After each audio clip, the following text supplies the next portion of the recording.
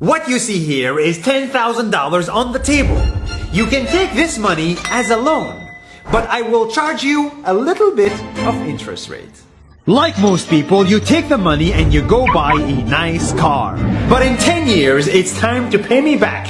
And because of interest rates, now you owe me $20,000 and not 10. You will say, I don't have money to give you. And if you don't, I take your car and a piece of your house.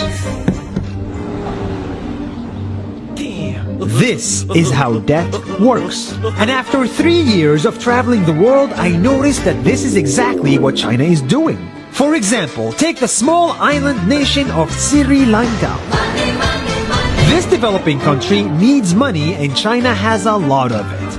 So Sri Lanka took billions of dollars in Chinese loans. It was easy money just there to be taken.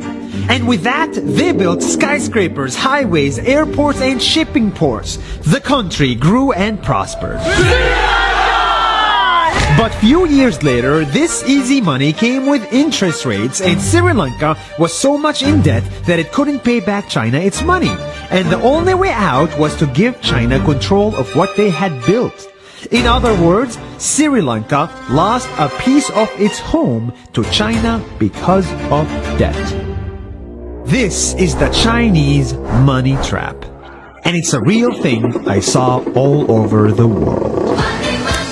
In Papua New Guinea, I saw $2 billion in loans given by the Chinese to build skyscrapers, infrastructures, and ports. But there is no way this remote developing country can pay it back or its interest rate, and the only way out is to give China control of the country. In the Maldives, Pakistan, Malaysia, Laos, Kazakhstan, Mongolia, Egypt, Kenya, and South Africa,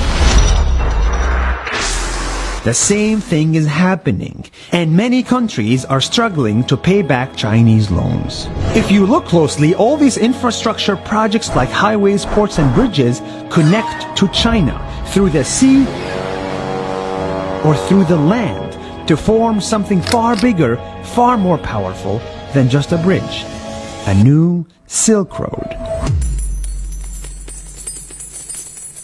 The world is already made by China, and I think slowly it will be owned by China.